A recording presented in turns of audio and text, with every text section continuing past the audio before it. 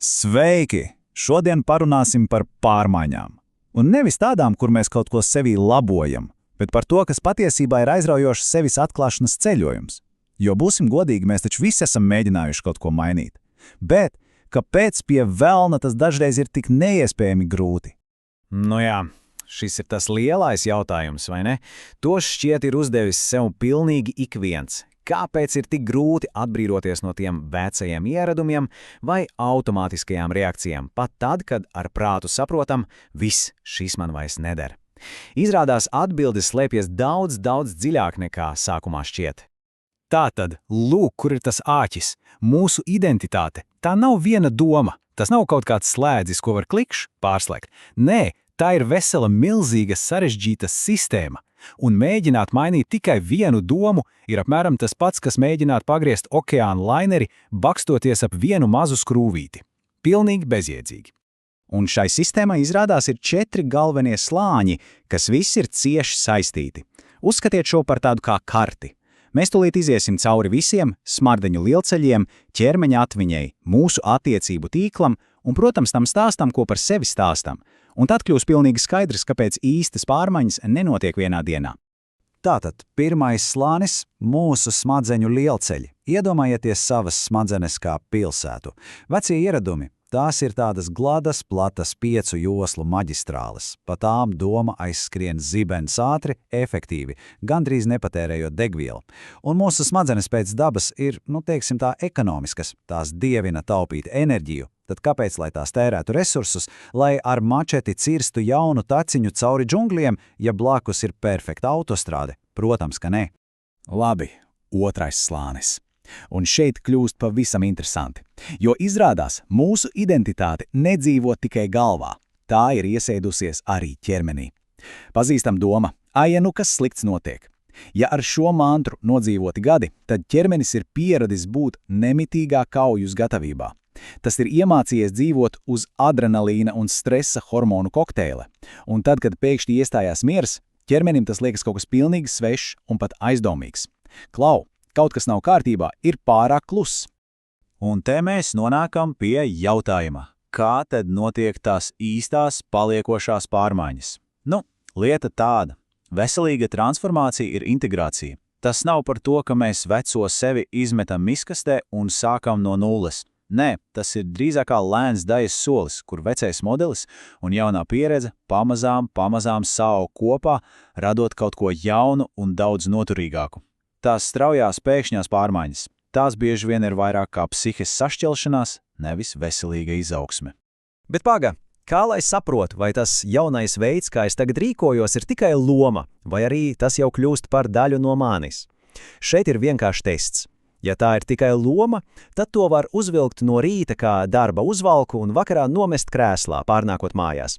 Bet, ja tas jaunais stāvoklis, teiksim, miers vai vieglums, pēkšņi parādās pats no sevis, kamēr, piemēram, rušinies pa dārzu vai mazgā traukus, tad, apsveicu, tas ir signāls, veidojās jauns, īsts identitātes slānis.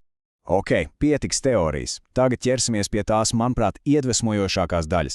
Kādi ir tie ceļa stabiņi, kas parāda, ka pārmaiņas tiešām notiek un jaunā identitāte sāk dzīt saknes? Esam apkopojuši 3 ļoti konkrētus signālus, kurus ir vērts pamanīt. Tātad, signāls numur 1. Atcerieties to sajūtu, kad notiek tās situācijā. Klikšķi un automātiski ieslēdzas vecā plate. Trauksme, vēlme kontrolēt, varbūt vainas apziņa.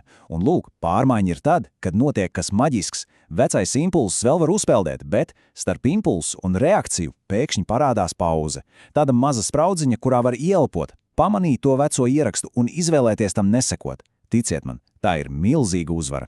Numur 2. Spontanitāte. Sākumā tas jaunais stāvoklis, piemēram, miers, ir jāsasniedz ar piepūli. Jāelpo, jāmeditē, jākoncentrējas, bet tad vienā dienā notiek brīnums. Strīda karstumā pēkšņi rodas mierīga atbilde, attiecībās parādās vieglums, un tas notiek pats no sevis, bez domāšanas. Tas ir brīdis, kad nervu sistēma saka, šito es atpazīstu, šis tagad ir mūsu jaunais standarts. Un visbeidzot, 3. Pats acīm redzamākais signāls. Dzīve sāk pārkārtoties pati.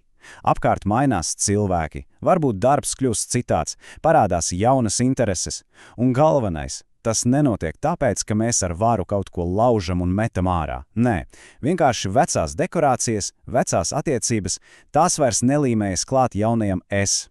Sistēma pati dabiski sāk pielāgoties jaunajam gravitācijas centram.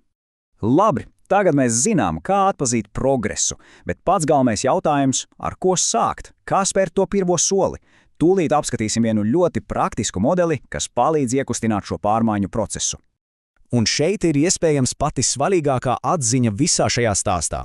Mēs ļoti bieži domājam, kad es jutīšos labāk, drosmīgāk, mierīgāk, tad es sākšu kaut ko mainīt. Bet, draugi, viss ir tieši otrādi. Labāka sajūta nav sākumpunkts. Tā ir rezultāts. Viss sākas ar soli D – drosme eksperimentēt. Atklāt, ka, ja es pamainu savu reakciju, visa situācija mainās. Pēc tam nāk solis A – apzināti pārtraukt to automātisko pilotu. Tad solis C – ar bērna zinkāri vērot, kas notiek tālāk, kā pārkārtojas dinamika. Un tikai tad, kā saldējs ēdiens, kā balva par paveikto, atnāk B – tā labākā pašsajūta.